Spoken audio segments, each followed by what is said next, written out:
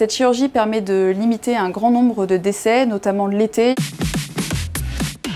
Le syndrome brachycéphale est un ensemble d'anomalies conformationnelles congénitales qui créent des problèmes respiratoires chez les animaux. Les animaux concernés par le syndrome brachycéphale sont les animaux avec la face écrasée, tels que le pékinois, le bulldog français, le bulldog anglais, le shih tzu et d'autres races. Chez ces animaux avec le nez écrasé, on observe deux principaux phénomènes. D'une part, l'asténose des narines, c'est-à-dire les narines qui vont être pincées, et l'air va mal circuler à l'intérieur du nez. D'autre part, ces chiens avec la face écrasée ont un voile du palais qui est trop long. Qu'est-ce que le voile du palais? C'est une muqueuse qui va prolonger le palais et qui va se placer juste devant la trachée de manière normale. Chez ces chiens à face écrasée, il va pénétrer jusqu'à l'intérieur de la trachée et être aspiré à chaque inspiration. C'est la raison pour laquelle ces animaux peuvent avoir de grosses difficultés respiratoires. Quels sont les symptômes du syndrome brachycéphale? Ce sont des animaux qui sont intolérants à l'effort et intolérants à la chaleur, qui présentent aussi des ronflements, qui est lié à l'aspiration du voile du palais dans la trachée